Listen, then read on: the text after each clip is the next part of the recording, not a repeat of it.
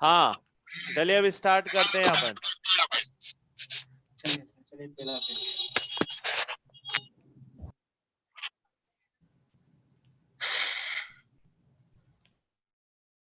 Last जो हम पढ़ रहे थे वहीं से स्टार्ट करते हैं। क्या पढ़ रहे थे हम? फैक्टर्स अफेक्टिंग ईए। लो एक मिनट, फास्ट मोड पर जितना हमने कंप्लीट कर लिया है ईए वाला काम उसको देख लेते हैं।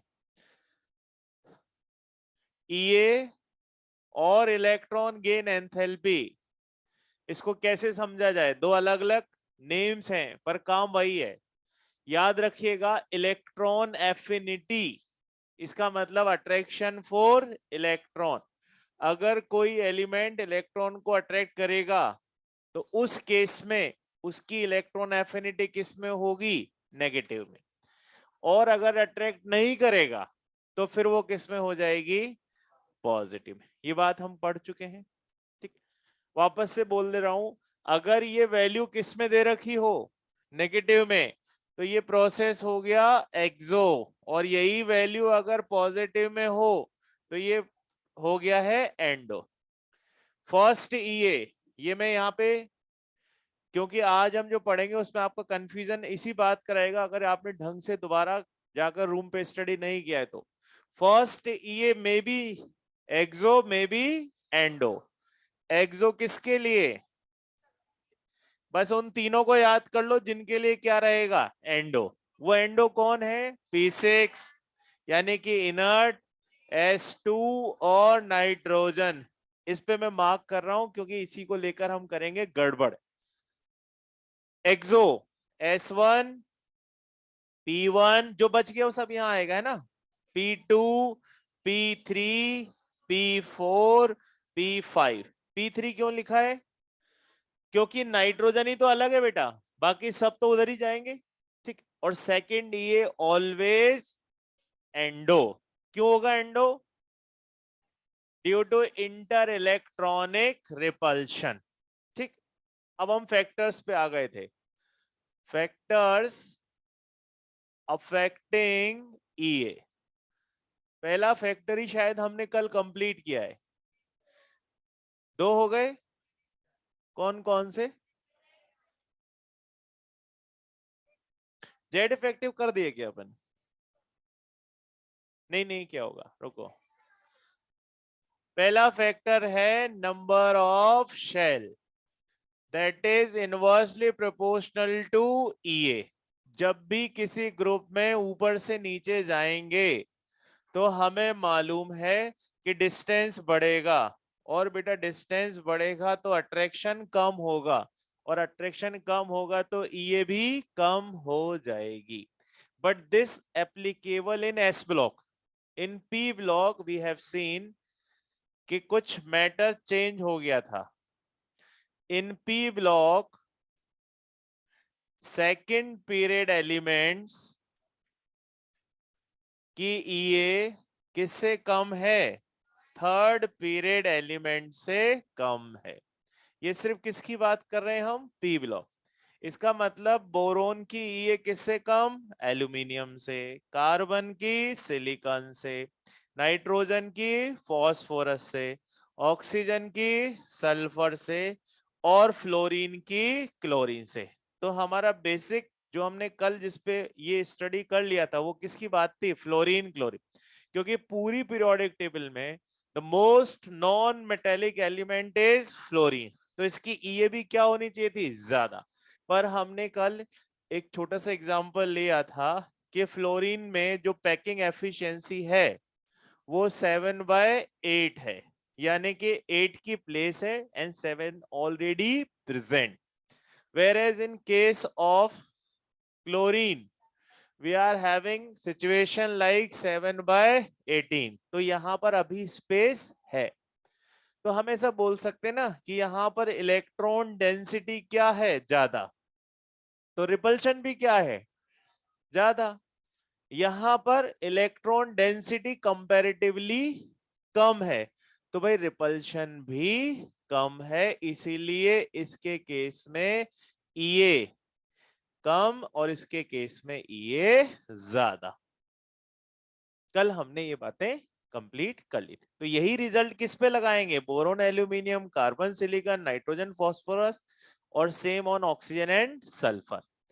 अगर अब मुझे ऑर्डर बनाना पड़े किसके लिए, हेलोजन फैमिली के लिए, तो ऑर्डर क्या होगा, फ्लोरीन सब थोड़ा पीछे जाएगा, तो क्लोरीन आगे, फिर फ्लोरीन, फिर ब्रोमीन, और बच्चे लास्ट में आ गया है आयोडीन। एग्रीड। और अब सबसे ज्यादा ड्रास्टिक चेंज हमें किसको देखने को मिलता है, ऑक्सीजन।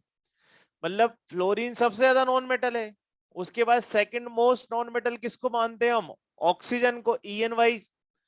तो फ्लोरीन की ये हालत देखकर ऑक्सीजन सबसे पीछे ही खड़ा हो जाता है ग्रुप में, इवन किसके भी पीछे, पोलोनियम जैसे रेडियो एक्टिव एलिमेंट के भी पीछे।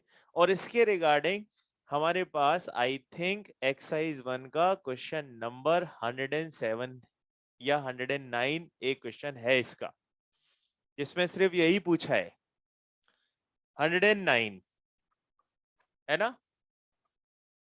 I think this is page number 35, question number 109। इसी से रिलेटेड है कि ऑक्सीजन अपनी फैमिली में कहां पर आएगा, ईए में, तो सबसे लास्ट में है ना। और ये टोटली किस पर बेस्ड है, प्रैक्टिकल वैल्यू। ठीक, ये किसकी बात हो गई है, ग्रुप की। ये फैक्टर कहां पे काम आता है, ग्रुप में। चलिए, अब हमारे पास एक नेक्स्ट फैक्टर है जो ईए को अफेक्ट करता है, वो हम सबको याद है, वो कौन सा है, जेड इफेक्टिव। और जब जेड इफेक्टिव ज्यादा तो क्या चीज ज्यादा, अट्रैक्शन ज्यादा, अट्रैक्शन ज्यादा तो क्या ज्यादा बच्चे, ईए भी ज्यादा। कहां यूज करेंगे ये फैक्टर, पीरियड्स में। अब ऐसा ही होता रहता, जैसा लिख देते तब तो हमारा काम बहुत आसान हो जाता है, पर हमें मालूम है कि बीच बीच में हमें कुछ लोगों को स्पेशल ट्रीटमेंट देनी पड़ती है, जैसे हमने आईपी में भी दी थी, है ना। तो स्पेशल ट्रीटमेंट किस पे डिपेंड करती है, उनके स्पेशल कॉन्फ़िगरेशन पे, कि आखिर उन्होंने क्या सेटअप जमाया हुआ है। ठीक, चलिए अब देख लेते हैं कि वो हमें कहां कहां जेड इफेक्टिव को फॉलो नहीं करना है। बात समझ में आ रही है। The most prominent factor in period is Z effective, but हमें बीच बीच में जेड इफेक्टिव को क्या करना पड़ता है, रोकना पड़ता है कि थोड़ा रुक जाओ।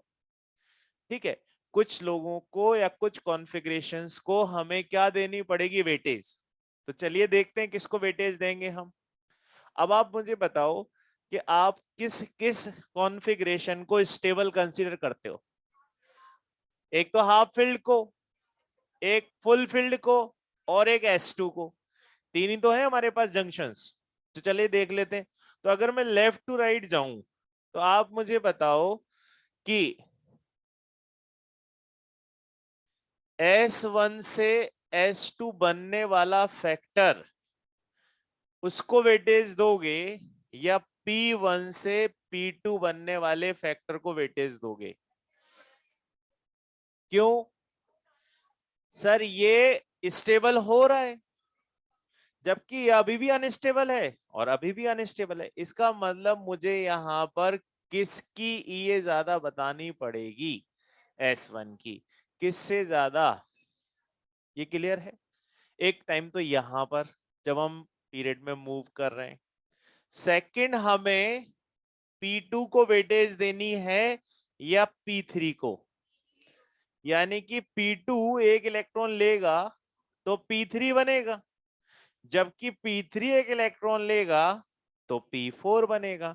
इसका मतलब मुझे किसको वेटेज देनी है, P2 से P3 बनने को, क्योंकि P3 ऑलरेडी स्टेबल है और P3 को आप एक इलेक्ट्रॉन दोगे तो उसकी स्टेबिलिटी डिस्टर्ब हो रही है, वेयर एज यहां पर इसको स्टेबिलिटी गेन हो रही है। तो हमें जेड इफेक्टिव को दो जगह ड्रॉप करना पड़ रहा है।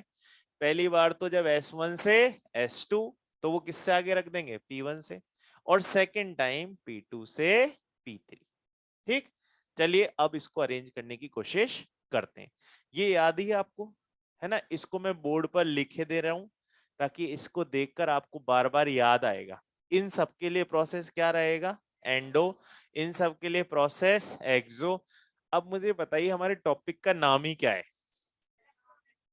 Electron affinity. यानी कि बेसिकली हम ये पढ़ रहे हैं कि जब इलेक्ट्रॉन ऐड हो तो एनर्जी निकलना चाहिए, उसी के लिए तो सब स्टडी कर रहे हैं।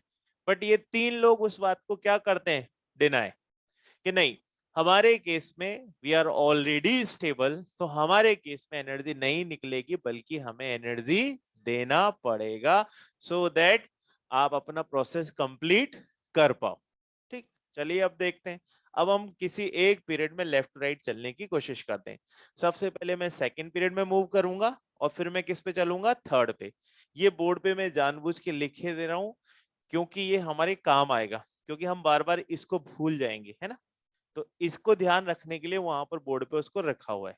तो ये वाला तो हमने कल कंप्लीट कर ही लिया था। चलिए कौन सा पीरियड स्टार्ट करते हैं, सेकंड। हाँ बेटा, हाँ बेटा, जेड इफेक्टिव बताओ, किसी भी पीरियड में आप लेफ्ट टू राइट जाओगे तो जेड इफेक्टिव बढ़ेगा, और अगर जेड इफेक्टिव बढ़ेगा तो अट्रैक्शन भी बढ़ेगा, और अट्रैक्शन बढ़ेगा तो उससे रिलेटेड सारी प्रॉपर्टीज क्या होंगी, इंक्रीज होंगी। अब बताओ जेड इफेक्टिव बढ़ने से आईपी इंक्रीज होता है, हम देख चुके हैं, और ये भी इंक्रीज होगा। तो यानी कि लेफ्ट टू राइट जाने पे हमें फॉलो इसको करना है। बट दो जगह ऐसे आए जहां पर हमें कुछ दूसरा ही सीन नजर आ रहा है कि S1 सर S2 में जा रहा है, तो इसको वेटेज देना पड़ेगा। क्यों देना पड़ेगा, क्योंकि P1 से P2 जाने में हमें कोई खास बेनिफिट नहीं हुआ। तो इसकी EA यानी कि इसकी इलेक्ट्रॉन गेन करने की टेंडेंसी किससे ज्यादा होगी, P1 से P2 बनने की। और सेम हेयर, तो ये दोनों चीजों को हम किस में एडजस्ट करेंगे, जब हम किसी पीरियड का ऑर्डर बना रहे होंगे। चलिए देखते हैं। सेकंड पीरियड के मेंबर्स बोलिए, lithium, beryllium, boron, carbon, nitrogen, oxygen, fluorine और नियोन। तो सबसे पहले उन लोगों को सेपरेट करो जो प्रोसेस को क्या बना रहे हैं, एंडो। तो उन्हें अलग लिख लिया जाए। बताइए कौन कौन है इसका, S1, S2, P1, P2, P3, P4, P5, P6। तो एक तो ये एंडो है, फिर ये एंडो है, और एक मेरे पास ये वाला भी एंडो। तो इसका मतलब इन तीनों को सबसे पीछे रखना है। क्यों, क्योंकि सर इन्हें इलेक्ट्रॉन ऐड करने पर कोई एफिनिटी दिखाई ही नहीं। चलिए भाई, अच्छा इन तीनों में से भी कौन सबसे ज्यादा पॉजिटिव बताएगा, ये या ये। क्यों, क्योंकि सर अगर आप उसमें एक इलेक्ट्रॉन ऐड करोगे तो वो इलेक्ट्रॉन ऐड करने के लिए उसको, अच्छा ठीक, माइक में गड़बड़ है, आप जब तक लिख लो।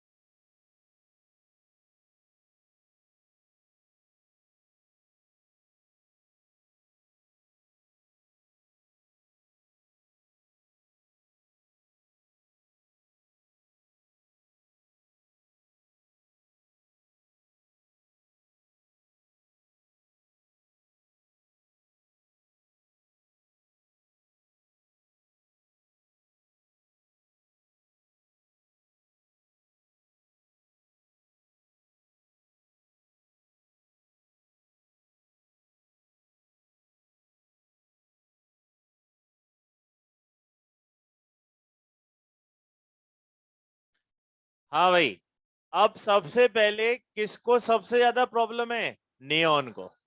तो सबसे पीछे ईए ऑर्डर में मैं किसका ऑर्डर बना रहा हूं? फर्स्ट ईए। सेकंड का तो बनाना भी नहीं है, क्योंकि सेकंड तो सभी के लिए क्या है? एंडो। तो सबसे पीछे कौन हो गया? नियॉन। रीजन क्या लिखेंगे?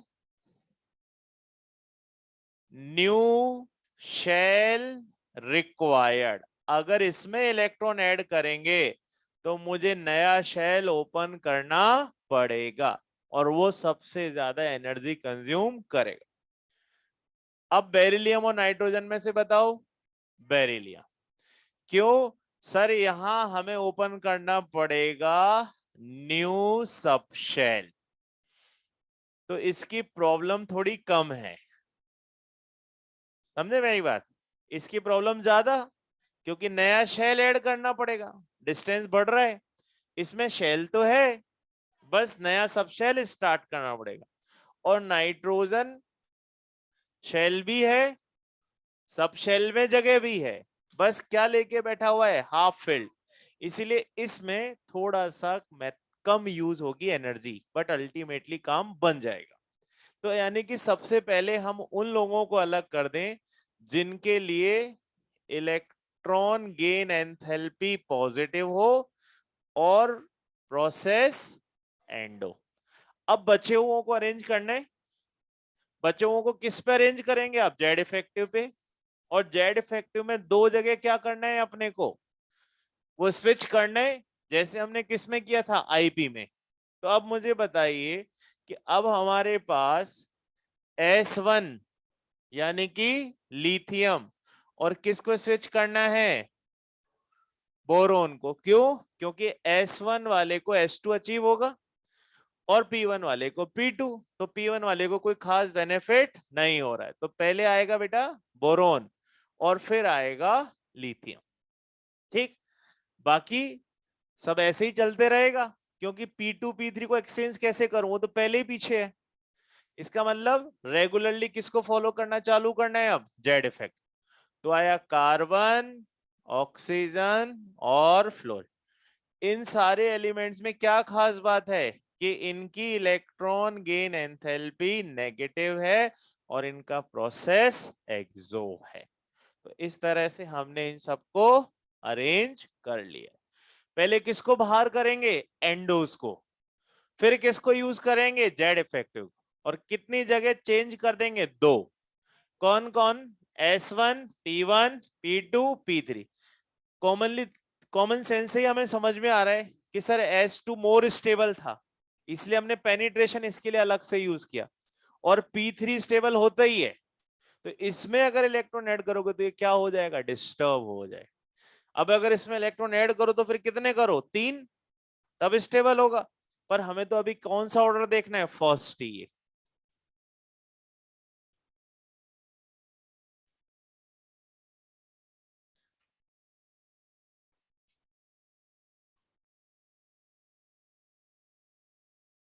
ऑब्वियस सी बात है कि आपके पास दो ही शेल हैं। अब तीसरा इलेक्ट्रॉन कहां जाएगा? दूर जाएगा ना।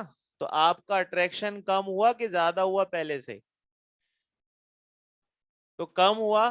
अब ठीक है, कम हुआ तो इसका मतलब हमें एनर्जी अपनी साइड से क्या करनी पड़ेगी? इन करनी पड़ेगी, क्योंकि वो रुकेगा कैसे इतनी दूर?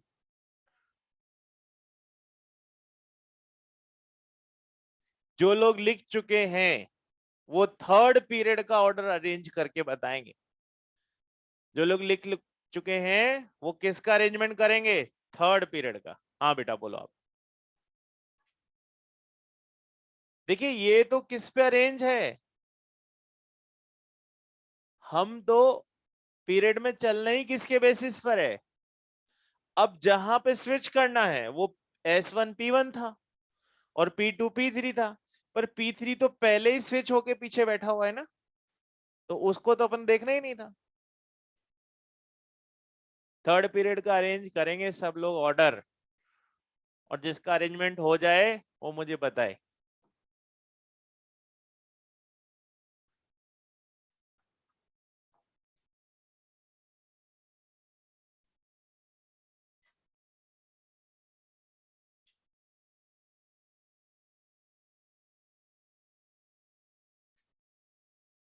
हाँ जी, हो गया, लाइए, बहुत बढ़िया।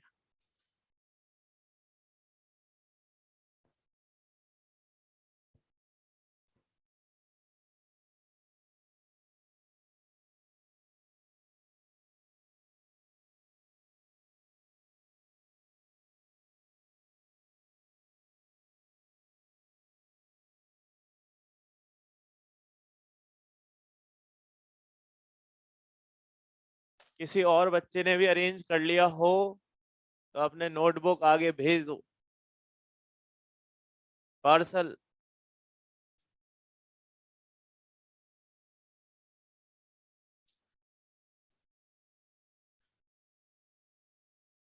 भेज दो, भेज। और जो खुद आ सकता हो तो मोस्ट वेलकम। ये देखो इन बच्चों को ना, ये वाली बाउंड्री है ना, ये तो देख रही है, वो कटा हुआ है। आप उससे मत करो तो यहीं से भी हो जाता है शायद। अच्छा अच्छा, करिए, आप करिए।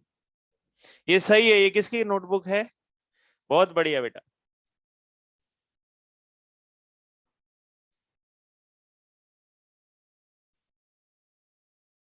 बिल्कुल सही। ज्यादा हो गया, वापस आइए। और थोड़ा सा, और थोड़ा सा आइए। रोकिए। बिल्कुल। अ, ठीक है, ठीक, काम मेंटेन। हाँ, सुरभि तुम्हारी नोटबुक आ गई थी वापस, रास्ते में रुकी हुई है। गड़बड़ है, ये किसकी है? सुरभि की। सुरभि, एक चीज मिस कर दी आपने, आप फॉस्फोरस को क्यों पीछे ले गए? हमने यहाँ पे देखो जानबूझ के लिखा हुआ है कि एंडो सिर्फ किसके लिए है, P3 में, नाइट्रोजन के लिए, फॉस्फोरस के लिए नहीं है। चलो चेक करें क्या? आप देखना मैं सही से अरेंज कर रहा हूं कि नहीं कर रहा हूं। अच्छा, मेंबर लिखवाओ पहले तो थर्ड पीरियड के।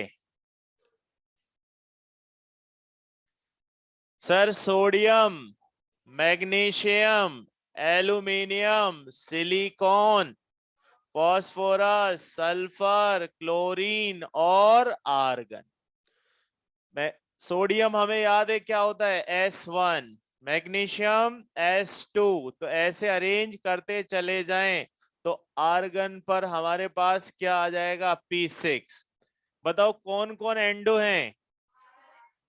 मैग्नीशियम और आर्गन, बस ये दो ही तो हैं। तो सबसे पहले तो इन दोनों को पीछे कर दो। तो सबसे पीछे आर्गन, फिर मैग्नीशियम, अरेंज्ड।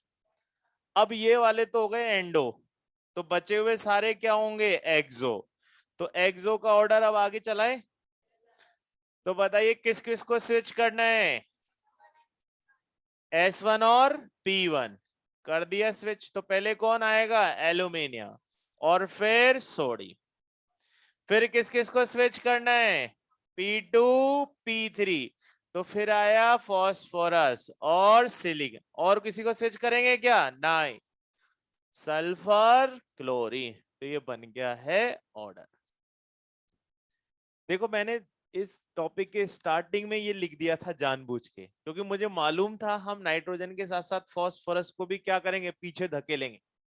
जबकि मैंने आपको बोल दिया है कि वहां पर जानबूझकर कॉन्फ़िगरेशन ना लिखकर मैंने किसको मेंशन किया है, नाइट्रोजन। जबकि यहां सिर्फ और सिर्फ क्या लिखा है, कॉन्फ़िगरेशन। डन। ये हमारे हो गए हैं दो फैक्टर। कौन कौन से फैक्टर हुआ, पहला factor Z effect, sorry, shell number और ईए डायरेक्ट इनवर्सली प्रोपोर्शनल, और दूसरा हुआ जेड इफेक्टिव डायरेक्टली प्रोपोर्शनल। कितने जगह ड्रॉप करना है, दो जगह।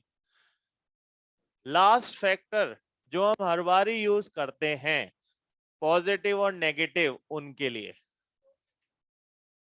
वो हो गया, आइसो इलेक्ट्रॉनिक और आयंस ऑफ सेम एलिमेंट।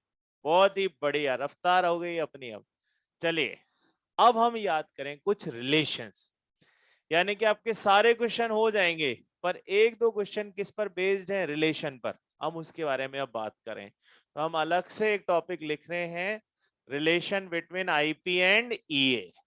तो 3 रिलेशंस स्टडी करने हैं हमें।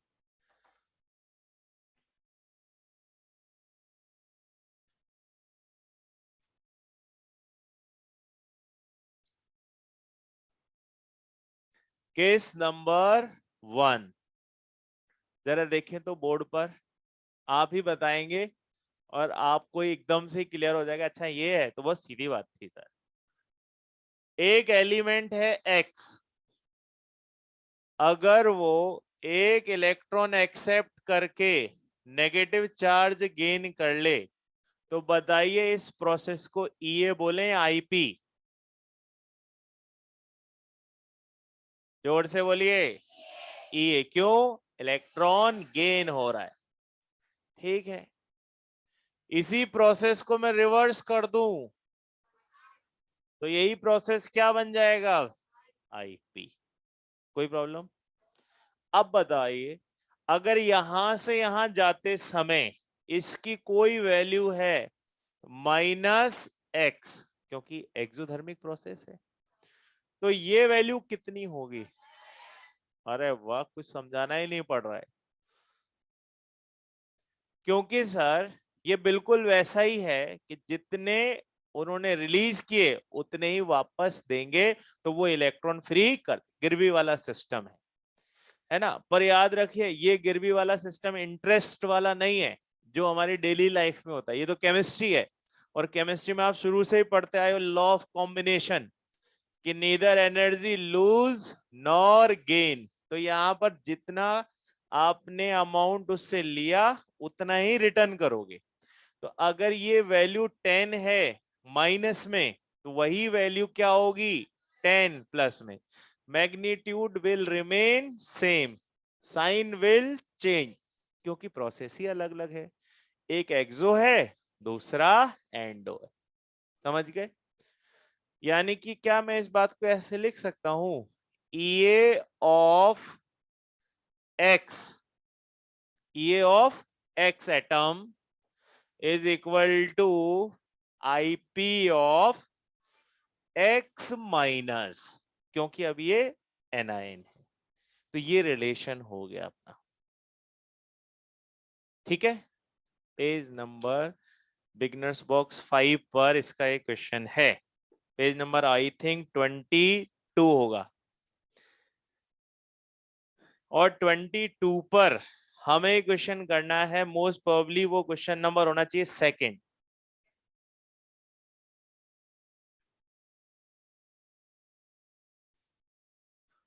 देखिए क्या बोल रहा है कि क्लोरीन ने एक इलेक्ट्रॉन गेन किया और उस समय प्रोसेस है -3.4 इलेक्ट्रॉन वोल्ट। 8 है, इसने 2 अपने 4 से कम कर दिए। अच्छा, सीधे ऑप्शन। अब मैं ये पूछ रहा है कि ये वैल्यू किसके बराबर होगी, तो भाई लौटिए, रिवर्स जाओ। तो आईपी किसकी? क्लोराइड की, उसकी आईपी के बराबर हो जाएगा। आई थिंक ये बात क्लियर हो गई।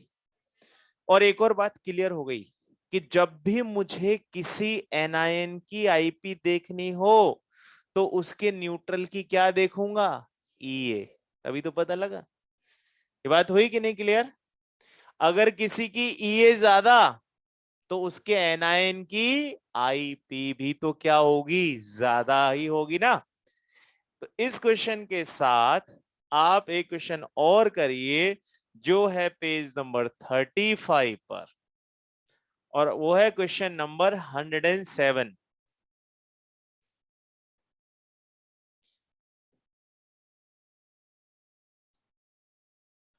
हमें कुछ प्रोसेसेस दिए हुए हैं, है ना।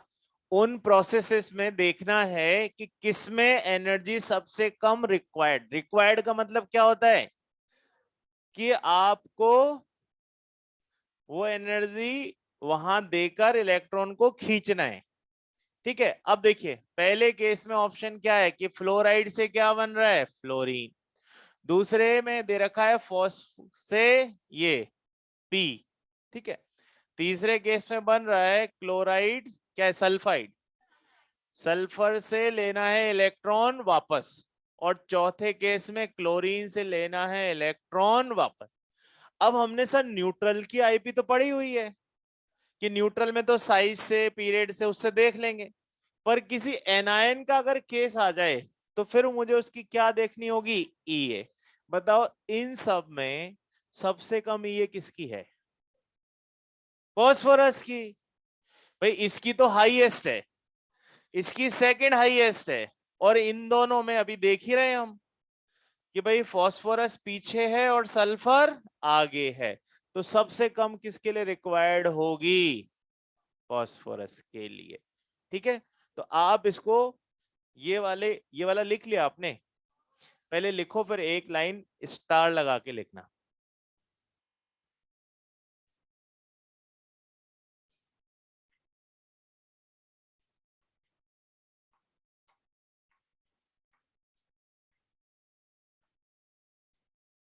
नाइट्रोजन और फास्फोरस में क्या साइज का डिफरेंस नहीं है, और अगर साइज का ही डिफरेंस मैटर कर रहा है तभी तो फ्लोरीन से ज्यादा ये किसकी है, क्लोरीन की।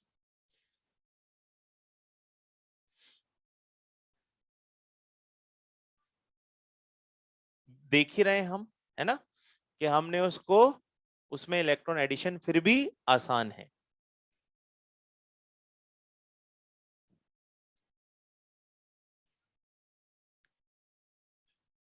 ये उसका सॉल्यूशन है, किसका, एक्सरसाइज 1 के क्वेश्चन नंबर 107 का।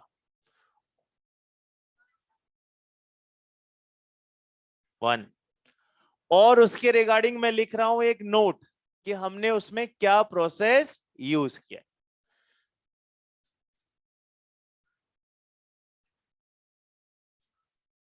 To know about IP of anion, किसके बारे में पता करना है मुझे, एनआयन की आईपी। तो मुझे उसकी क्या चेक करनी पड़ेगी, हिस्ट्री। हिस्ट्री में क्या है उसका, EA. Check EA of its neutral atom.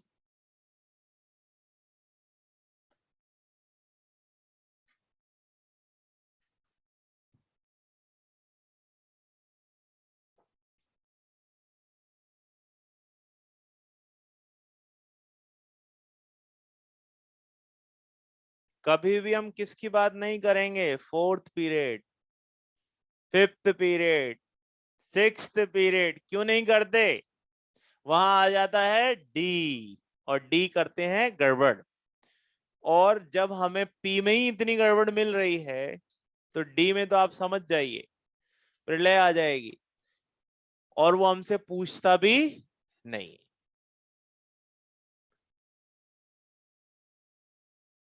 अब एक साल के सिलेबस में क्या क्या पूछेगा अपन से, कोई साइंटिस्ट ही थोड़ा ना बना देगा हमको, फिर तो हम सीधे नासा चले जाएं।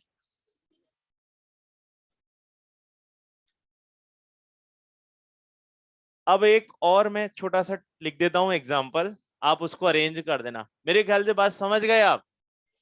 न्यूट्रल की आईपी कैसे चेक करोगे, और न्यूट्रल की, सर वो तो हम पढ़ चुके हैं ना, वो तो हम पढ़ चुके हैं। अब किसकी आईपी एडजस्ट करनी है, एनआईएन की, तो वो ये रहा, करो अरेंज। क्लोराइड, फ्लोरीन, क्लोरीन और एफ माइनस, इन चारों को अरेंज कर दीजिए आप ईए ऑर्डर में। जल्दीबाजी नहीं, कॉपी में लिखो, मैं चेक करता हूं।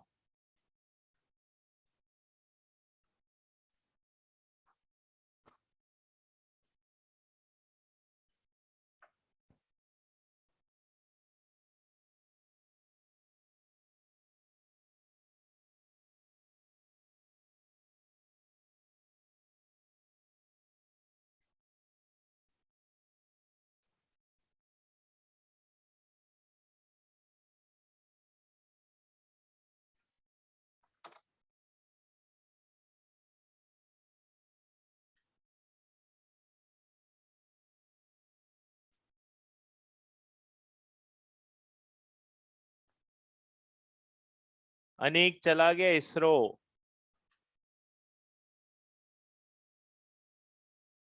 हाँ जी, डन। ऑनलाइन से मुझे कोई आंसर नहीं आया। अनिमेश गलत है, विष्णु गलत, ऋचा आगे लिखो।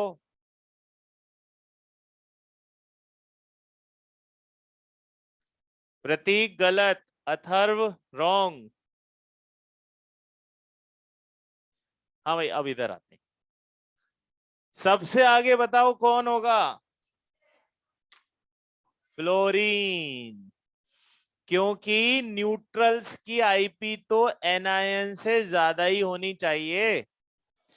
क्या एनआयन होने पर जेड इफेक्टिव कम नहीं हो जाता? Yes sir. तो न्यूट्रल की आईपी हमेशा किससे ज्यादा होती है? एनआयन से तो ज्यादा होती है। ठीक है। अब आइए फ्लोरीन के बाद क्लोरीन। इन दोनों को कैसे अरेंज किया? साइज, जिसका साइज छोटा उसकी आईपी ज्यादा। आईपी के कहां कहां एक्सेप्शन थे? दो ही तो थे, या तो टीसी या एलसी। ना तो टीसी है ना एलसी है। क्या? अरे आईपी के ऑर्डर में जमाना है। अच्छा मैंने ओ भाई गड़बड़। लो भाई लो, दोबारा चेंज। अब बनाओ फिर, 2 मिनट एक्स्ट्रा। ये एक ऑर्डर तो वैसे ही गड़बड़ गड़बड़ चल जाता। फिर तो क्लोरीन आगे, फ्लोरीन पीछे, फिर अच्छा चलो दोनों ही अरेंज कर लेते हैं ना यार, आपकी भी इच्छा पूरी हो जाए और मैं जो पूछना चाह रहा था वो भी हो जाए। सबसे आगे कौन? क्लोरीन, फिर फ्लोरीन, फिर फ्लोराइड की क्लोराइड? क्लोराइड। क्योंकि दोनों में ही एंडो होगा, तो जिसका साइज छोटा होगा उसमें एंडो ज्यादा होगा, इसीलिए क्लोराइड और लास्ट में फ्लोराइड। अब किस पे अरेंज करना है? आईपी। अपन मैं पहले ही बता चुका यार, क्या ही फायदा हुआ। फ्लोरीन सबसे आगे, देन क्लोरीन। अब बताओ, क्लोराइड की फ्लोराइड?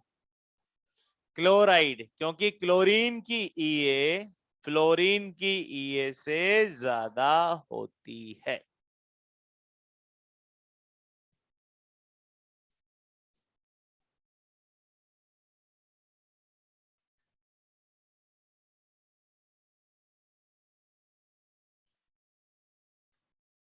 एक्सरसाइज 2 में ही क्वेश्चन नंबर 9 भी इसी पर बेस्ड है।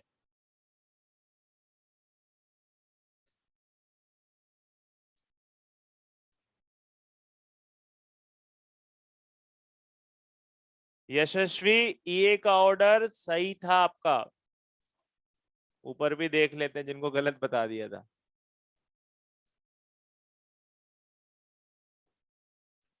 तो निशा, सही ऑर्डर था।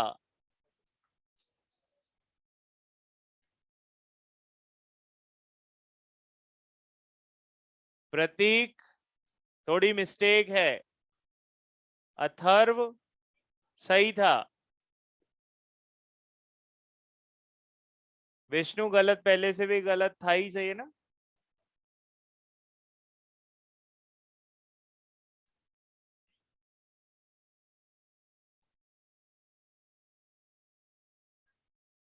अर्पणा, मैं देख नहीं पाया आपका आंसर, बहुत सारे मैसेज हो गए थे। ऋचा, आपका आंसर मैं देख नहीं पाया, आप मैच करिए बेटा। हाँ इधर, यहां पर ये का ऑर्डर क्लियर है, ये तो नेचुरली पता ही था आपको। ये दोनों के लिए ही क्या है बेटा? एंडो। पर जिसका साइज छोटा उसमें रिपल्शन और ज्यादा, और जिसका साइज बड़ा उसमें रिपल्शन तो होगा बट फिर भी कम होगा। ठीक। अच्छा, ये वाला क्वेश्चन कर लिए। 9th। अब 9th के लिए इसी ऑर्डर को क्या करना था? रिवर्स। यानी कि यहीं पर ही मैं केस नंबर क्या ले लेता हूं? 2। अगर कोई एलिमेंट एक इलेक्ट्रॉन एक्सेप्ट करके क्या बनाता हो? अपना कैटायन, तो ये वाला प्रोसेस हो गया आईपी। तो भाई इसका रिवर्स प्रोसेस क्या हो जाएगा? ई। तो इसका कंसेप्ट ये बन गया IP of X is equal to EA of X plus. तो वो जो क्वेश्चन है पेज नंबर 38 का, क्वेश्चन नंबर 9 एक्सरसाइज 2 का, वो इसी पर बेस्ड है। क्या है, मैं लिख दे रहा हूं बोर्ड पर। आईपी ऑफ एनए कितनी गिवन है बेटा? 5.1 पॉजिटिव है, किसके इक्विवेलेंट हो जाएगी? ईए ऑफ एनए प्लस, बस वैल्यू किस में चले जाएगी? Negative. Magnitude will remain same, only positive sign convention will change. वो किसके अकॉर्डिंग चेंज हो रहा है? एंडो और एक्सो के।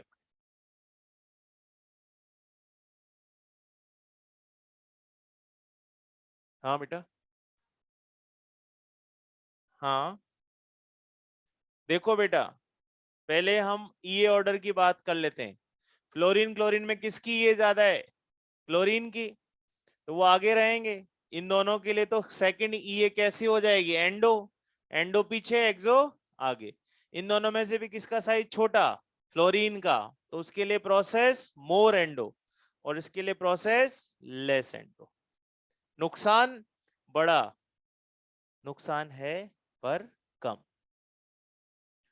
केस 3,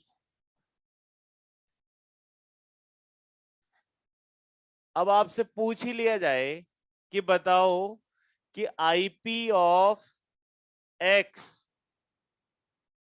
और आई ईए ऑफ एक्स में किसकी वैल्यू बड़ी रहेगी, तो क्या बोलना है? अब कोई नेगेटिव पॉजिटिव से कंपैरिजन नहीं चल रहा है, दोनों ही क्या है? न्यूट्रल।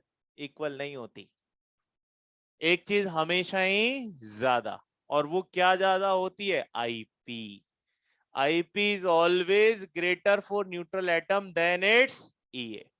अब ये कंक्लूजन कैसे आया, ये भी समझ लेते हैं। देखिएगा एक मिनट, और आप ही जवाब देना। पूरी पीरियोडिक टेबल में किसकी आईपी सबसे कम? पूरी पीरियोडिक टेबल में किसकी आईपी सबसे कम? जिसका साइज सबसे बड़ा। किसका साइज? सीजियम। इसका मतलब आईपी ऑफ सीजियम। अब इसका कंपैरिजन करते हैं किससे? ईए से। पूरी पीरियोडिक टेबल में किसकी ईए सबसे ज्यादा? तो इसकी ये वैल्यू किससे भी ज्यादा है? ईए ऑफ क्लोरीन से। उससे आपको आइडिया लग गया कि इसकी मिनिमम वैल्यू भी ईए की मैक्सिमम वैल्यू से ज्यादा होती है। इसलिए हमें ईए की वैल्यू न्यूट्रल एटम की किससे कम करनी है? आईपी से। हाँ, ये दो केस अलग हैं। ये तो क्या थे, एक ही प्रोसेस का रिवर्स चल रहा था, इसलिए यहां तो जितनी वैल्यू जाते समय लगी उतनी ही वैल्यू आते। जितने किलोमीटर यहां से जयपुर होगा उतने ही किलोमीटर जयपुर से कोटा होगा। ये तो वो वाला केस है ना। और ये वाला केस बिल्कुल अलग है कि आईपी और ईए, यानी कि आईपी एक एटम की जितनी है उसकी ईए हमेशा उससे ही क्या होगी बेटा? कम आएगी। वहां पर इस तरह का कोई कंपैरिजन नहीं चल रहा। डन। इसी के साथ ये एंड, क्या खत्म हो गया? ये एंड हो गया। तीनों ऑर्डर दोबारा देख लीजिए। हाँ बेटा, सेम एलिमेंट। अरे भाई, ये तो मैं आपको एक्सट्रीम बता रहा हूं। एक्सट्रीम। एक्सट्रीम का मतलब कि इसकी मरी गली वैल्यू भी इसकी हाईएस्ट वैल्यू से ज्यादा है। तो आप खुद ही समझ जाओ कि किसी भी एटम के लिए ऐसा हो सकता है। अपन ने किसी अमीर को किससे कंपेयर किया है? अंबानी से। तो वो कितना भी गरीब हो जाए अंबानी, किसी भी अमीर से तो क्या ही रहेगा? अमीर ही रहेगा। तो वो यूं बोलने की कोशिश कर रहा है कि इसकी आईपी लोएस्ट है। लिख देता हूं भाई, lowest value in PT is still higher than highest value of PT. इस पीटी में सबसे ज्यादा ये किसकी बताते हो आप? क्लोरीन की, वो वैल्यू भी किससे कम है, जिसकी भी लोएस्ट वैल्यू हो आईपी की। तो बाकी लोगों में तो कंपैरिजन आसान ही होगी ना अपने लिए बेटा, यानी कि सीएस की आईपी सीएस की ईए से ज्यादा, क्लोरीन की आईपी क्लोरीन की ईए से भी ज्यादा। ये तो मैंने आपको ऐसे ही कंपेयर करके बताया।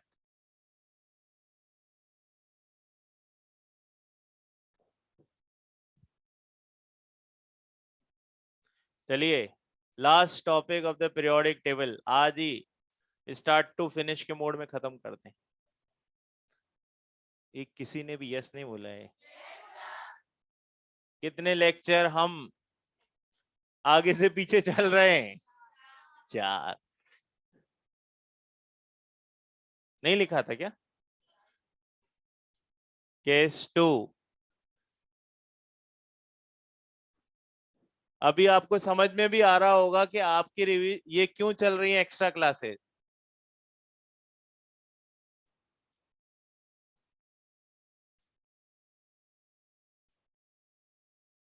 फिर ऐसा ना हो कि अभी तो आप धीरज कटारिया सर को देख रहे हैं, कुछ दिनों बाद आप अमित सिंघल सर को भी ऐसे ही देखते नजर आए, और जब कोई अनाउंस करेगा क्लास में तो जैसे एक्सप्रेशन आपने उस दिन दिए थे वैसे एक्सप्रेशन फिर आने लगे।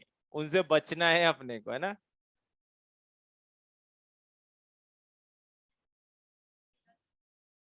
बिल्कुल मुझे मालूम है पूरा दिन चला जाता है, इसलिए हम रोज ही 15 मिनट अगर रुक जाएंगे तो हम बच जाएंगे।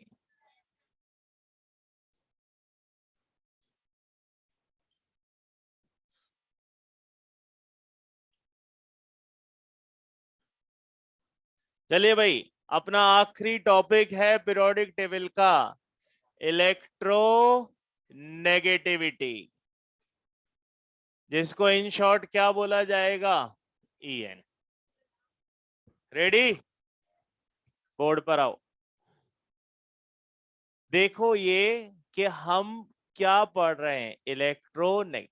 नाम में दो वर्ड हैं, एक तो इलेक्ट्रो, किसको खींच रहे हैं, इलेक्ट्रॉन को, और जब इलेक्ट्रॉन को खींचेंगे तो कौन सा चार्ज जनरेट होता है, नेगेटिव, इसलिए इसका पूरा नाम क्या बन गया, इलेक्ट्रोनेगेटिव।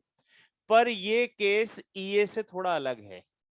ईए में आप इस तरह से पढ़ते थे कि एक एटम इलेक्ट्रॉन गेन कर रहा है, एक आइसोलेटेड एटम इलेक्ट्रॉन गेन कर रहा है।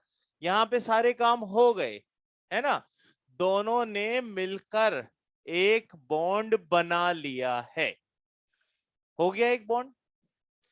ये दोनों ही इस शेयर्ड पेयर इलेक्ट्रॉन को अपनी तरफ जो खींचेंगे, उसी टेंडेंसी को हम क्या बोलेंगे, इलेक्ट्रोनेगेटिविटी।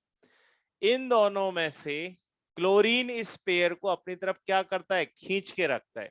इसीलिए ऐसा बोला जाता है कि हाइड्रोजन के कंपैरिजन में क्लोरीन की ईएन ज्यादा है। ठीक है, तो जरूरी नहीं है कि ऐसा हर जगह होगा, हो सकता है क्लोरीन से भारी कोई आ जाए, फ्लोरीन आ जाए, तो फिर उस केस में ये इलेक्ट्रॉन पेयर किधर शिफ्ट हो जाएगा। इसका मतलब ये कैसी टेंडेंसी है, रिलेटिव, कि कौन उससे ज्यादा ऐसा ईएन वाला आ गया, तो फिर उस केस में वो इलेक्ट्रॉन पेयर उससे दूर भी जा सकते। जबकि यहां ऐसा कुछ नहीं था, यहां पर हम किसकी बात करते थे, एक ही एटम की बात करते थे। क्या इसमें किसी एनर्जी का इन्वॉल्वमेंट होगा, नो सर, क्योंकि ये रिलेटिव टेंडेंसी है, तो इसमें कोई एनर्जी इन्वॉल्वमेंट नहीं होता। दूसरा डिफरेंस कि यहां तो सर आइसोलेटेड एटम था, यहां पर बॉन्डेड एटम है। वहां पर कैसा एटम था, आइसोलेटेड, इंडिविजुअल। यहां किसकी बात चल रही है, मॉलिक्यूल में अंदर बात चल रही है। दोनों में डिफरेंस समझ में आ रहा है? तो चलिए स्टार्ट करते हैं इलेक्ट्रो नेगेटिविटी। इंट्रोडक्शन में कोई प्रॉब्लम, कि सर इंट्रोडक्शन में ही मैं उलझ गया हूं, नहीं है ना? ठीक है, लिखिए इसकी एक छोटी सी डेफिनेशन, और सबसे ज्यादा क्वेश्चन इसी के आएंगे, और सबसे बढ़िया टॉपिक भी यही है जो आपको किससे जोड़ेगा, नेक्स्ट केमिकल बॉन्डिंग से। तो हम यहां पे लिखेंगे relative tendency of a bonded atom to attract shared pair of electron towards itself, अपनी तरफ उस शेयर्ड पेयर को खींचने की टेंडेंसी का ही नाम क्या है? इलेक्ट्रोनेगेटिव। अब इसमें कई टर्म्स इन्वॉल्व हो गई। पहली बात तो एटम किस स्टेट में होगा? बॉन्डेड। दूसरी कैसी टेंडेंसी है? रिलेटिव। और किसको अपनी तरफ खींचेगा? Shared pair of electron. पहले की तरह एक इलेक्ट्रॉन की बात नहीं चल रही है। क्या ये कॉन्फ़िगरेशन पे डिपेंडेंट है? नहीं। ऐसा होता तो ClF में भी क्लोरीन क्या करता? अपनी तरफ आने देता। पर हमें मालूम है कि ये किस पे डिपेंडेंट नहीं है, कॉन्फ़िगरेशन पे डिपेंडेंट नहीं है। इट इज यूनिटलेस एंड इसको दो आजादी, independent of electronic configuration.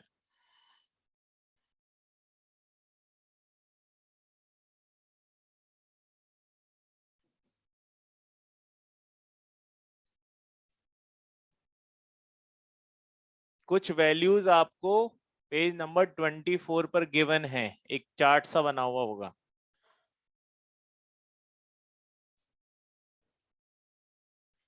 Twenty 23 पर है ना?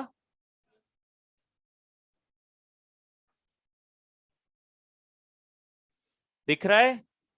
देखो पहले तो कुछ डिफरेंसेस दे रखे हैं किस किस के बीच में, EA और EN के बीच में, वो हमने समझ ही लिए हैं। अब हमें उन स्केल पे जाना है। ये एक स्केल है, पॉलिंग ने दिया हुआ है। किसका स्केल है? पॉलिंग। यहीं पे नाम लिख रहा है क्या पॉलिंग का? इस पे लिख लो आप, बेस्ड ऑन। आगे क्या लिखा है? नहीं, मैं जो बोल रहा हूं वो लिखा है बेस्ड ऑन। तो मैं लिखवा रहा हूं, लिख लो ना। Based on bond energy.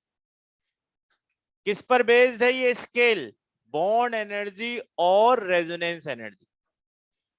Based on bond energy और रेजोनेंस एनर्जी। कभी पूछ ही लिया जाए कि पॉलिंग ने ये स्केल कैसे बनाया, तो आपको बताना है कि उसने अलग अलग बॉन्ड को क्या किया होगा, स्टडी, और उससे अपना को टेबल जनरेट किया, और उसी टेबल को हम कौन सा स्केल बोलते हैं? Polling scale. जैसे रिएक्टर स्केल होता है ना, तो उसमें आपने देखे होंगे वैल्यूज। अब आपको कैसे पता लगता है कि आज का जो अर्थक्वेक है वो ज्यादा खतरनाक है? स्केल से। ऐसे अलग अलग स्केल हैं। जैसे किसी मूवी की आप IMDb रेटिंग देखते हो, तो कोई लोग 5 में से देते हैं, कोई लोग 10 में से देते हैं। 5 में से 4, इसका मतलब 10 में से 8। ऐसा ही कुछ हम बना सकते हैं। तो बिल्कुल ऐसे ही उन्होंने वैल्यूज को बनाया हुआ है। अब आप वैल्यू देखते जाएं, कुछ वैल्यू याद भी करनी पड़ेगी बेटा। बताओ हाइड्रोजन के लिए वैल्यू कितनी है ये इनकी?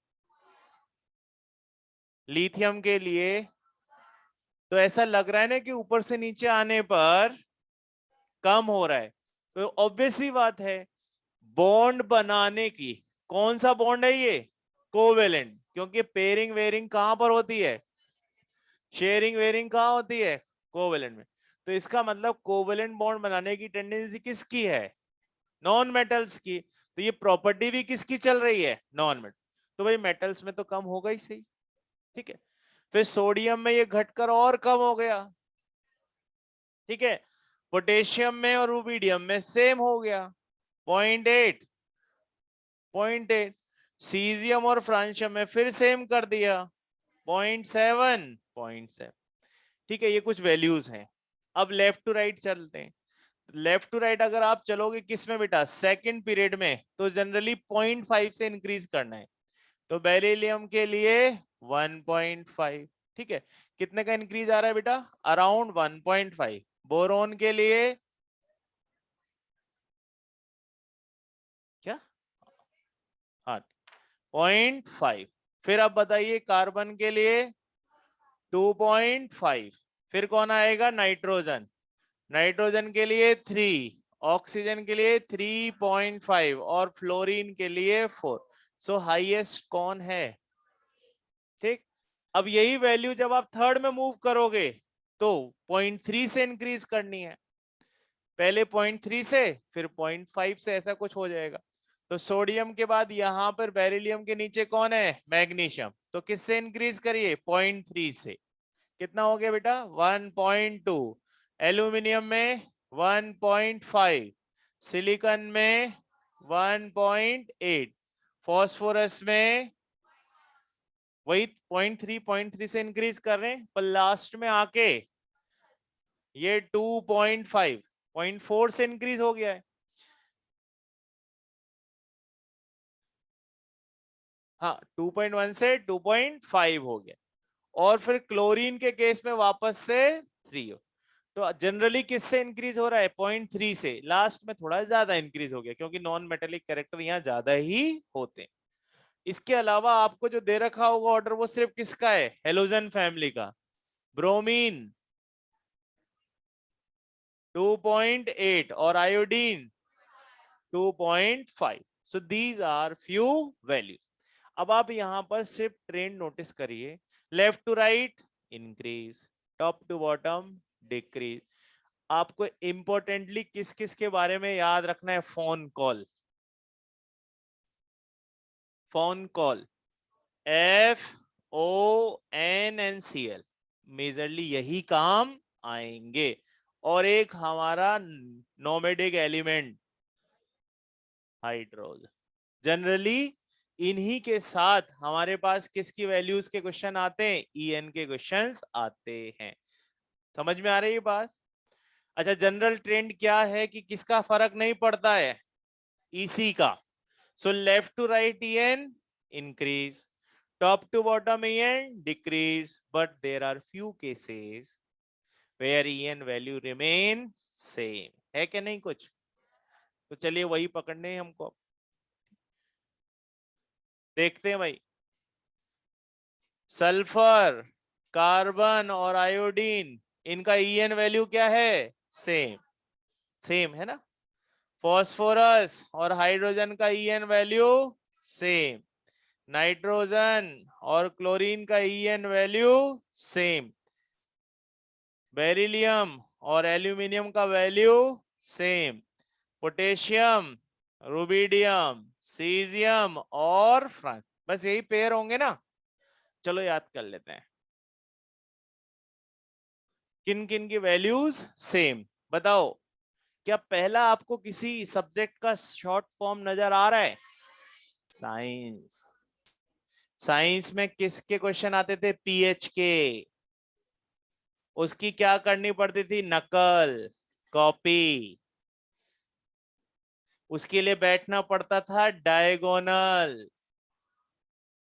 और उसकी भगवान से करनी पड़ती थी फरियाद, कि रब से फरियाद।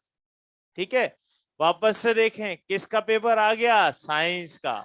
सर ने बोल दिया किसके क्वेश्चन आएंगे? पीएच के। पीएच का मतलब कैलकुलेशन। वैसे ही हमें किसकी याद आई? नकल की। नकल के लिए बैठना पड़ेगा डायगोनल, पर वो तो सिटिंग अरेंजमेंट है, इसीलिए हमने की रब से फरियाद। तो इस तरह से आपको कौन कौन याद हो जाएंगे जिनकी EN वैल्यूज सेम हैं? अब लिख लें आप सारा। नहीं नहीं, आपके क्वेश्चंस कैसे आएंगे उसके लिए बेटा ये अपने को देखना पड़ेगा, है ना। वो उसको मैं अभी बताने वाला हूं कि इससे क्या डिफरेंस आएगा।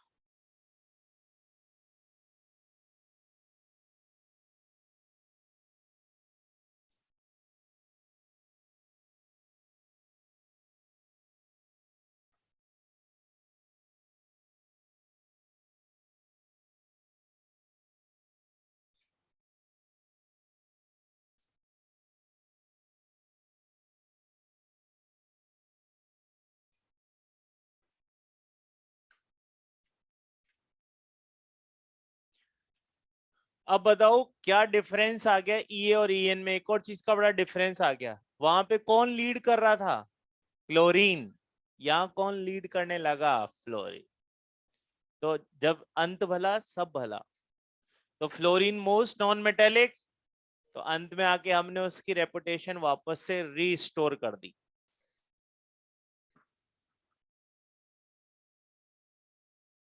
सबसे ज्यादा एक्सेप्शन किन दो पीरियड्स में देखने को मिले? Second third. कौन घूमता रहा हमेशा? सेकंड और थर्ड ही परेशान होते रहे।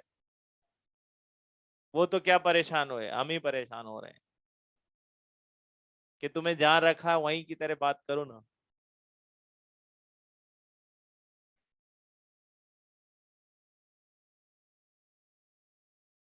बना लिया बेटा?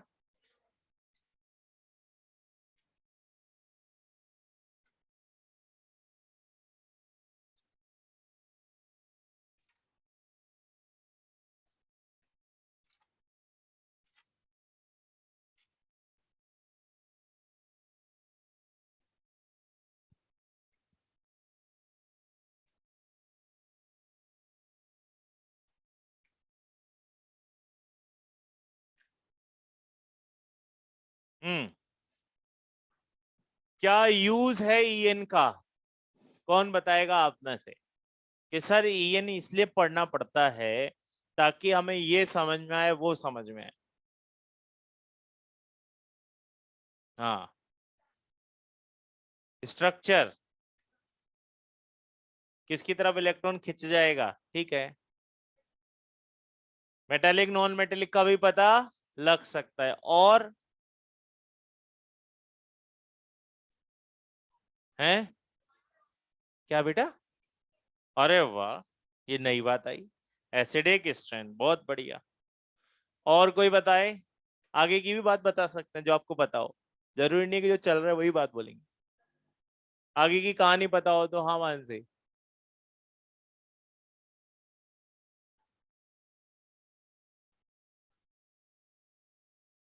चलो हाँ, ये बात हो सकती है। हाँ बच्चे, नाम बोलो अपना। अर्चना, हाँ आसमान से। बहुत बढ़िया अर्चना, डाइपोल मोमेंट आपने भी बोला था।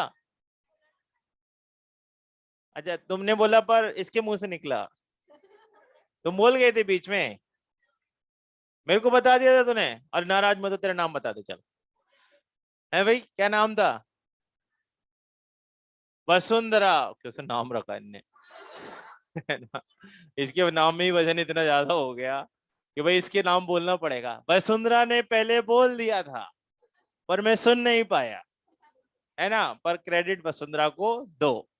चलो और कोई, हाँ बच्चे आपका नाम बोलो।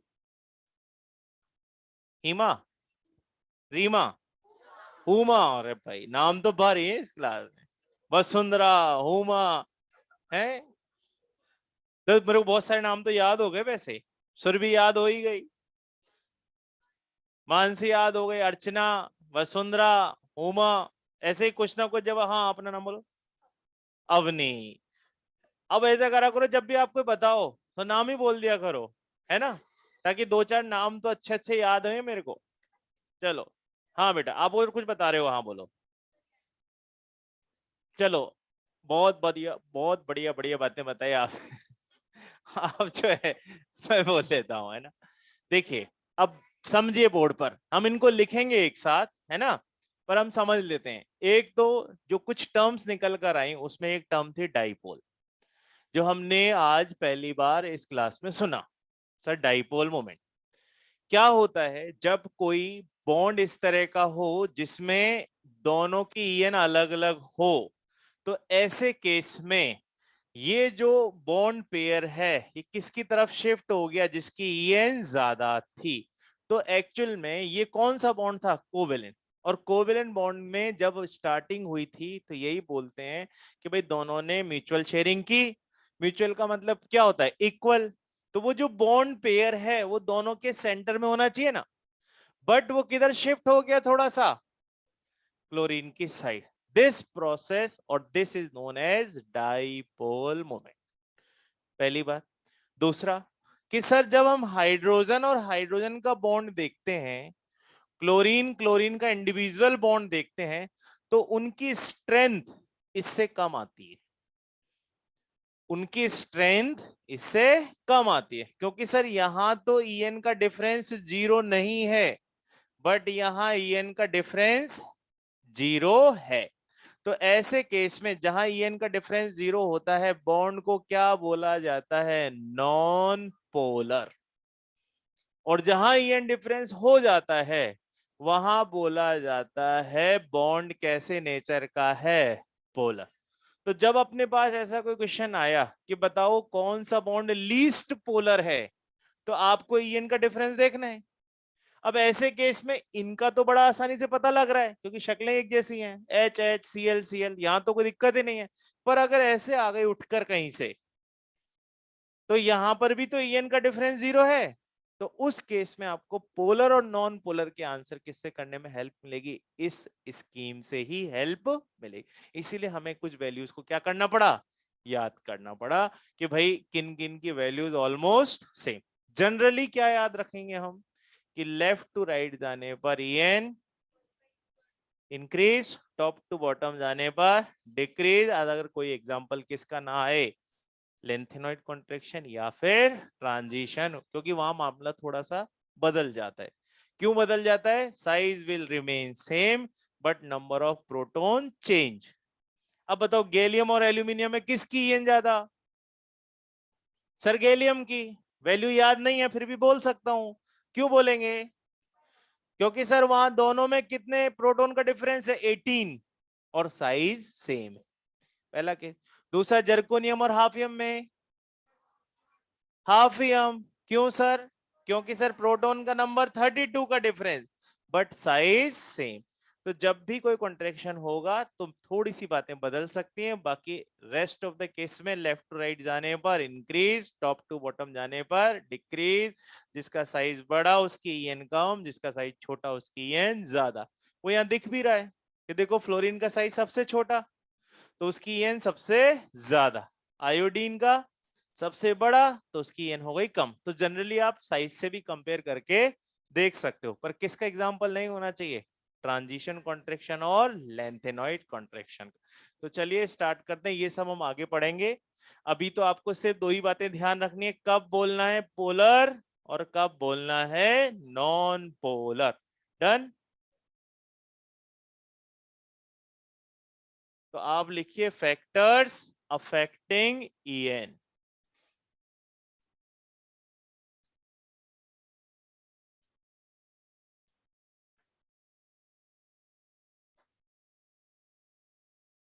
फैक्टर नंबर 1, क्या साइज बढ़ने पर ईएन डिक्रीज होगा? सर नो डाउट ऐसा ही होगा, और वो हम वैल्यूज में भी देख रहे हैं। क्लोरीन की वैल्यू सबसे ज्यादा, फिर क्लोरीन, फिर ब्रोमीन और आयोडीन। जेड इफेक्टिव, ये फैक्टर किस में काम आएगा? ग्रुप में। अब हम किस पे चले आते हैं? Z effective. Z effective directly proportional to En. This factor is generally used in periods. ठीक, देख लेते हैं। नाइट्रोजन, ऑक्सीजन, फ्लोरीन क्या होते जा रहा है? En इंक्रीज होते जा रहा है। ठीक, और इसको एक बार और भी यूज कर सकते हैं जेड इफेक्टिव वाले फैक्टर को, यहीं लिख देता हूं। जब किस किस का केस हो? आइसो इलेक्ट्रॉनिक और या फिर आयंस ऑफ सेम एलिमेंट।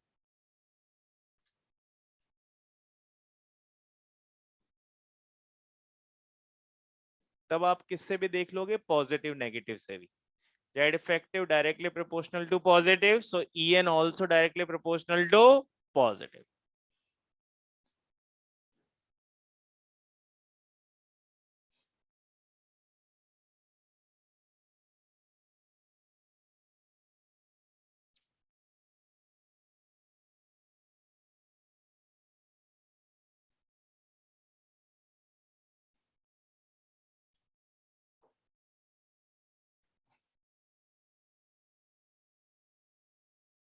बताइए तो इसमें ऑर्डर क्या होगा En का?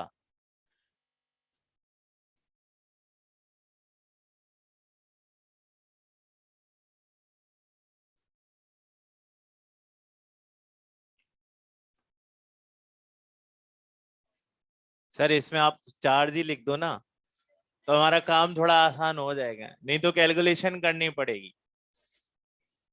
ये Mn+2 है, ये Mn+4 है, और ये Mn+7 है। अब तो आराम से क्रिस्टल क्लियर दिख रहा होगा। चलने तो सर ऐसे है ना। अरे ऑक्सीडेशन स्टेट कैलकुलेट कर लो ना। ऑक्सीजन के ऊपर -2 चार्ज, तो इस पे क्या हो गया +2। यहाँ पर 2 ऑक्सीजन है, तो 2 के 2 मिलकर हो गए कितने 4। यहाँ पर टोटल कितने ऑक्सीजन है 7, इसका मतलब 14। तो एक के ऊपर कितना चार्ज हुआ, बात वही तो है। अच्छा एक और बात बताइए, क्या ईएन मेटल की प्रॉपर्टी है? नॉन मेटल है ना। क्यों? क्योंकि नॉन मेटल ही कौन सा बॉन्ड बनाते हैं, कोवेलेंट। जनरली मेटल्स नहीं बनाते, है ना। अब यहां पर आप देखो, ये तो मेटल है, तो इसकी प्रॉपर्टी चेंज हो रही है कि नहीं हो रही है? पहले तो ये किसकी तरह एक्ट कर रहा है, मेटल की तरह। फिर धीरे धीरे किसकी तरह एक्ट करने लग गया, नॉन मेटल की तरह, क्योंकि इतना पॉजिटिव चार्ज किसी मेटल के ऊपर वैसे भी नहीं हो सकता। क्योंकि मेटल हाईएस्ट कितना चार्ज लेगा, 1 2 और मैक्सिमम 3। उसके ऊपर चार्ज होने का मतलब कौन सा कैरेक्टर आने लग गया, कोवेलेंट कैरेक्टर आने। तो ये वाला बॉन्ड तो कैसा होगा, आयनिक। और ये वाला पूरी तरह से कौन सा बॉन्ड हो गया, कोवेलेंट। ठीक है, चलिए बताइएगा। आइसो इलेक्ट्रॉनिक का भी केस ले लें कोई। F- एम Na+ और Mg+2, किसका ईएन सबसे ज्यादा? किससे देख रहे हैं, सिर्फ और सिर्फ चार्ज से ही देखा जा रहा है।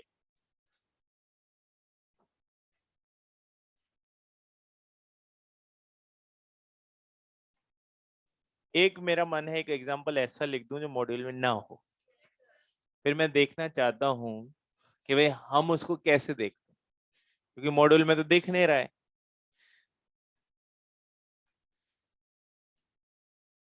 हाँ जी, यहाँ पर है ना, इसने 4 ही बॉन्ड बना रखे हैं, ये चौथा बॉन्ड है ना, मैंने ऐसे छोड़ दिया ना लूज एंड, कि भाई बन हो गया।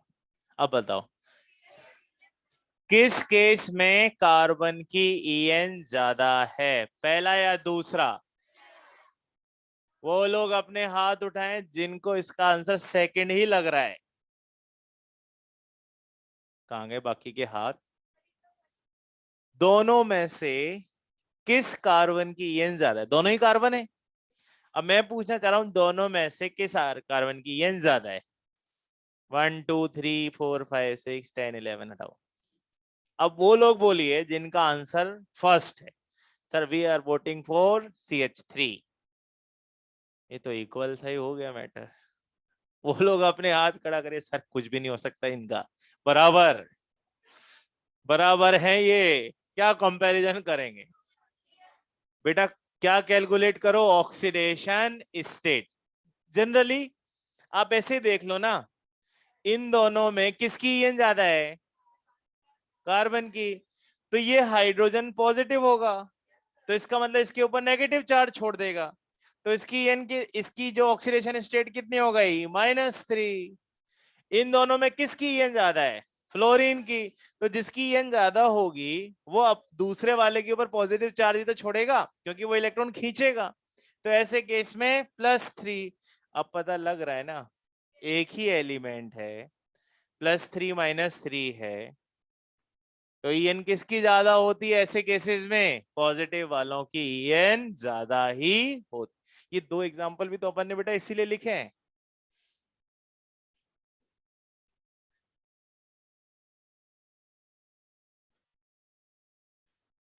किसी को डाउट है ना तो पूछ लीजिए, -3 कैसे आया यार, ये +3।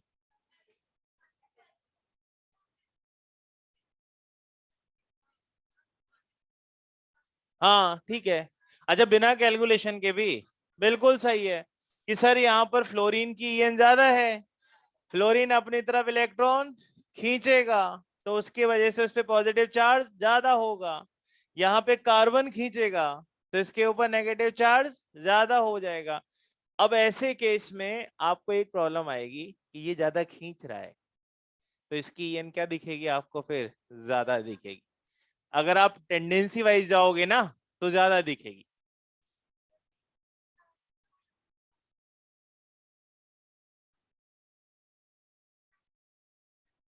भाई ठीक है, आपको अगर उससे सेट हो रहा है तो ठीक है, पर बेसिकली यहाँ पर हमें क्या कैलकुलेट करनी पड़ेगी, ऑक्सीडेशन स्टेट।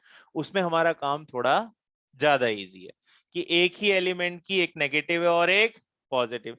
कौन सा केस होगा, आयंस ऑफ सेम एलिमेंट। तो उस केस में जिसके पास पॉजिटिव ज्यादा उसकी EN भी ज्यादा।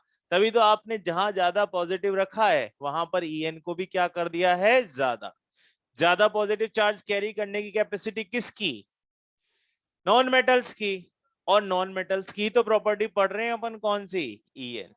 बात आ गई क्लियर, कट समझ में। चलो अब आगे एक और फैक्टर जो थोड़ा अलग है और हमें किससे जोड़ देगा, केमिकल बॉन्डिंग से।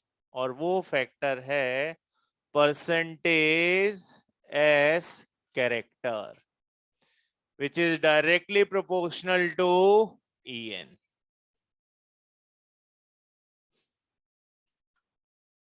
चलिए तीन हाइब्रिडाइजेशन कंपेयर कर लेते हैं, बॉस, जो इनिशियली काम आते हैं, sp, sp2 और sp3। ठीक है भाई, इन तीनों में किसका परसेंटेज एस कैरेक्टर सबसे कम, कैसे निकाले पता है आपको, सर चार में से एक है तो 25, यहाँ दो में से एक है 50, यहाँ तीन में से एक है अराउंड 33.3%। तो बताओ किसकी EN ज्यादा। ठीक है, ये तो किससे निकला हमने, परसेंटेज एस कैरेक्टर।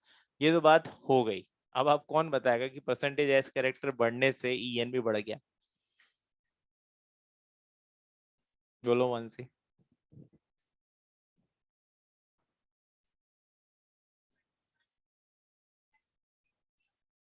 हम्म हम्म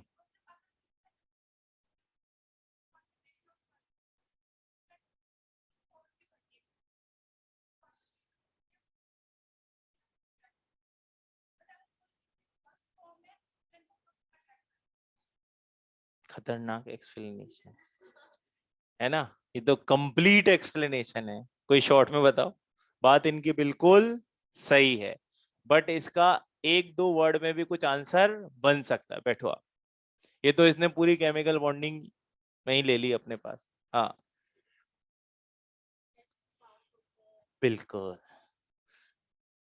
किसी में भी यही तो सुनना चाहते थे हम, है ना भाई। अभी अपन पढ़ाई इतना है ना, तो अभी उसका सीधा कंसेप्ट क्या है कि भाई सर एस पी से ज्यादा क्लोज होता है न्यूक्लियस के, और जो न्यूक्लियस के ज्यादा क्लोज उस पे अट्रैक्शन ज्यादा, तो उसकी EN भी ज्यादा। बस ऐसे याद रखें।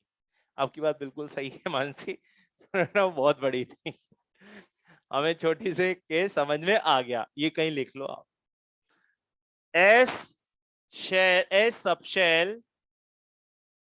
हाँ जी, एक्चुअल में सिग्मा और पाई आप बना तो दोगे, पर उसको है ना इससे रिलेट करना थोड़ा मुश्किल हो जाएगा। वो तो अंडरस्टूड है कि sp में सारे कुछ पाई होंगे कार्बन के, sp2 में कुछ कम हो जाएंगे, है ना। पर उससे रिलेट करने में थोड़ी दिक्कत आएगी, वो केमिकल बॉन्डिंग की बात कर देंगे अपन। अभी आप लिखिए S sub shell is closer to nucleus, so having more attraction, so more EN।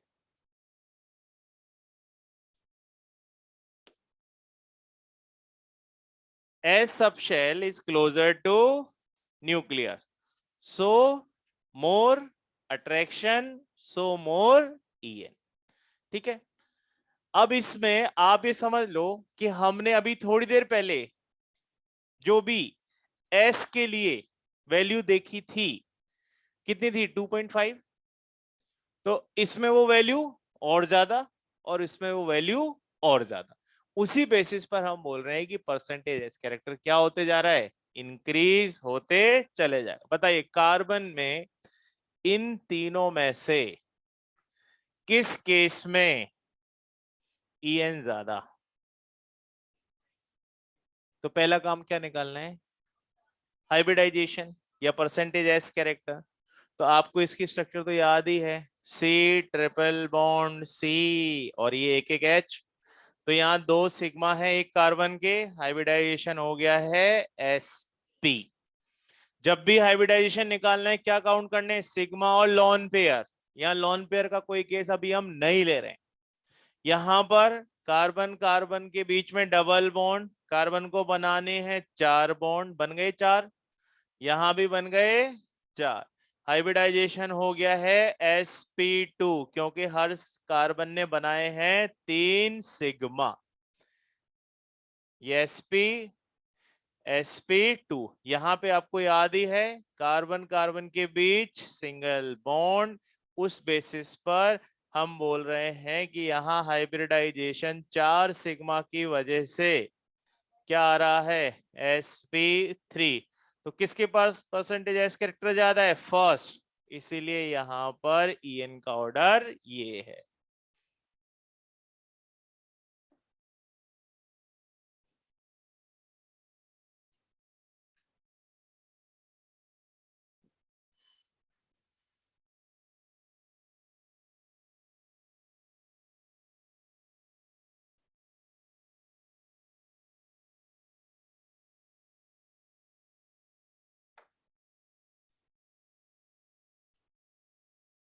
कितनी अच्छी बात है ना कि बेल लगने के बाद भी किसी में कोई हलचल नहीं की, मजा आ गया। आज तो मौसम भी बहुत अच्छा है, पढ़ने का ही मौसम है।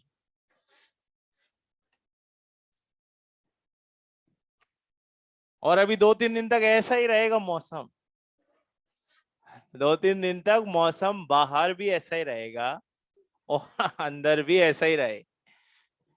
तो हम जो हमारा बैकलॉग चल रहा था वो हम क्लियर कर लेंगे।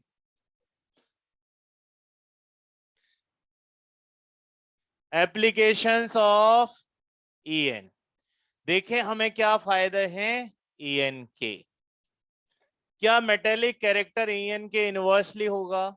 Yes sir, metallic character inverse of EN and non metallic character directly proportional to ईएन।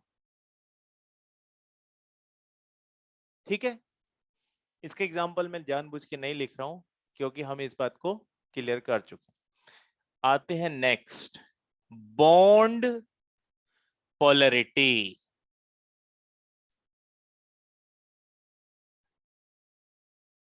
क्या मतलब होता है इसका?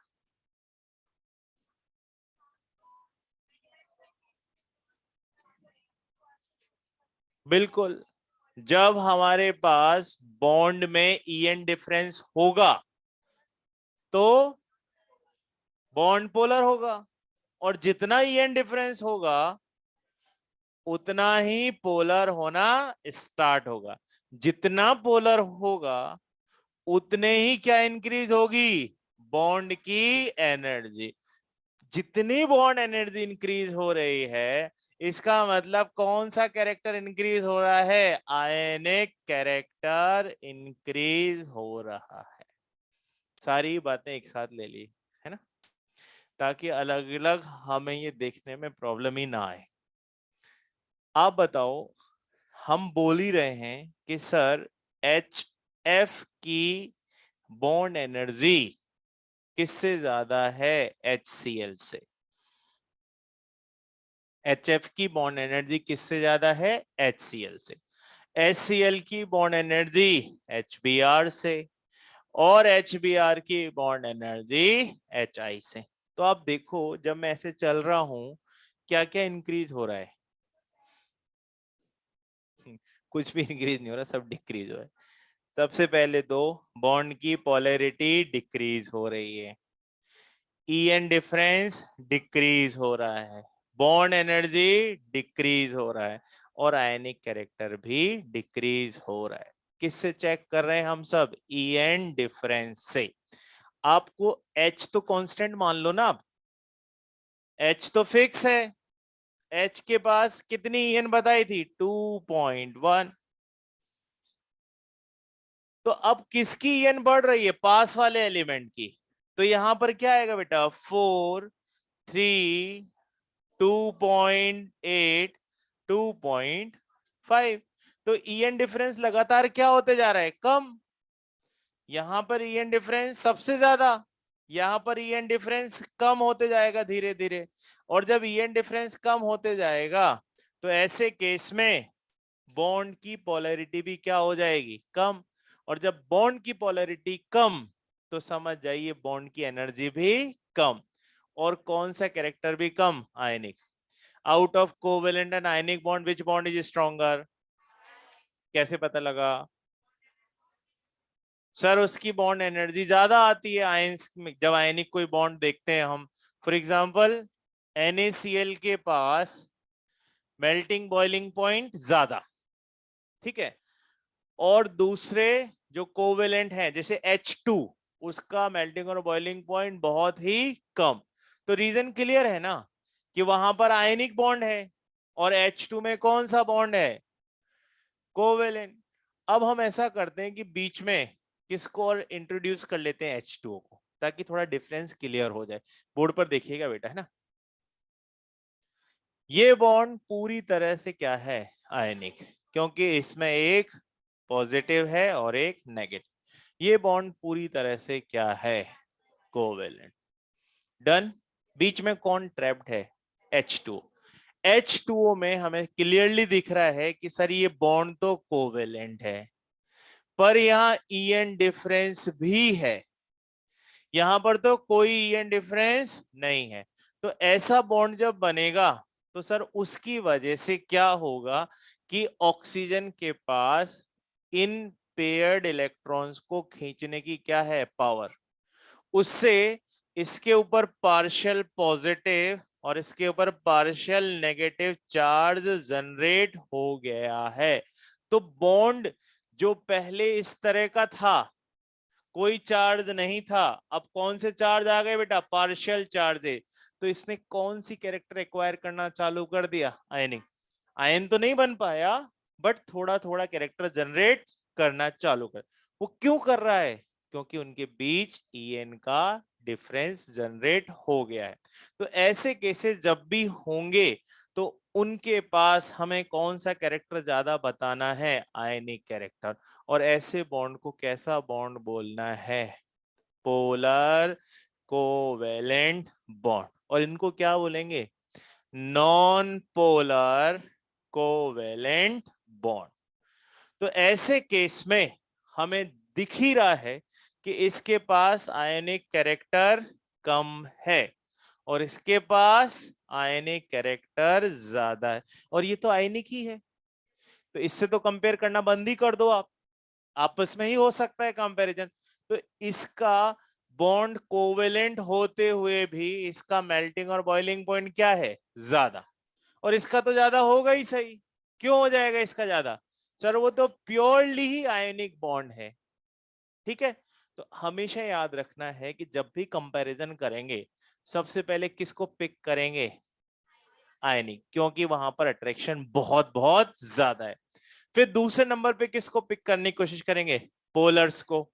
और सबसे लास्ट में किसको रखेंगे? नॉन। कैसे पता लगेगा पोलर है?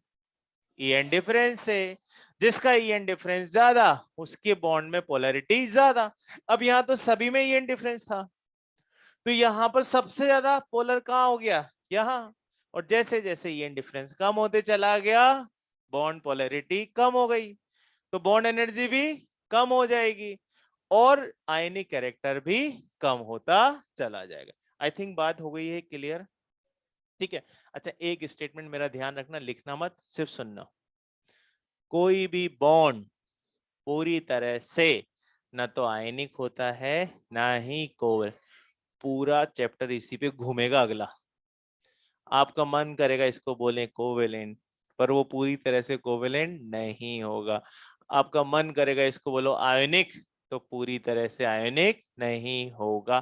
कुछ ना कुछ कैरेक्टर सभी में, जैसे हर आदमी में थोड़ी अच्छाई तो थोड़ी बुराई है ना, वैसे ही है ना।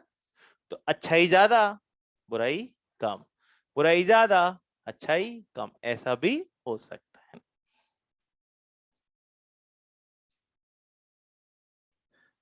हाँ है, बहुत है ना। अब कितना बैकलॉग क्लियर करेंगे, हमारी बैक ही टूट जाएगी,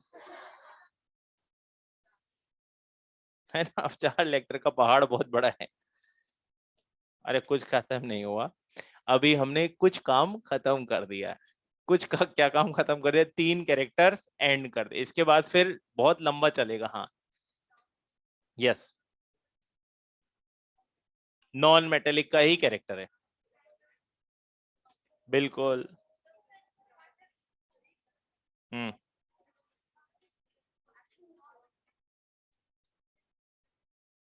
मैंने बेटा क्या लिखा है,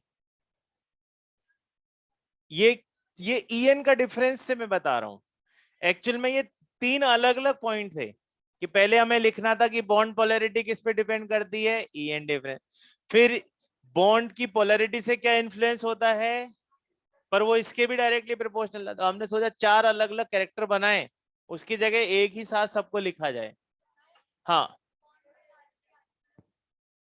हाँ, बॉन्ड पोलैरिटी क्या होती है, बॉन्ड पोलैरिटी होती है जब हमारे पास कोई बॉन्ड कोवेलेंट हो, बट उसमें कैरेक्टर थोड़ा कैसा दिख रहा हो, आयनिक, तो हम उसको क्या बोलेंगे। अच्छा एक बात समझो, अरे रुको ना 1 मिनट। आप HCl को वाटर में डिसॉल्व करते हो और H2 को वाटर में डिसॉल्व करते हो, बताओ किस केस में आपको H+ मिल पाएगा, उसमें क्यों नहीं मिला, क्योंकि उसमें कोई आयनिक कैरेक्टर है ही नहीं। और वो किससे डिसाइड किया अपन ने, ईएनस। इसमें आयनिक कैरेक्टर है, तो इस पे पार्शियल पॉजिटिव और पार्शियल नेगेटिव। अब जब ये पानी में जाएगा तो फिर तो ये पार्शियल थोड़ा ना रहेगा, इसको बीच में से टूटना पड़ेगा, और ऐसे केस में मुझे H+ और Cl- ऑब्टेन्ड हो जाए इसी। ठीक है, आज के लिए इतना ही। जय हिंद बच्चों, कल पूरी तैयारी।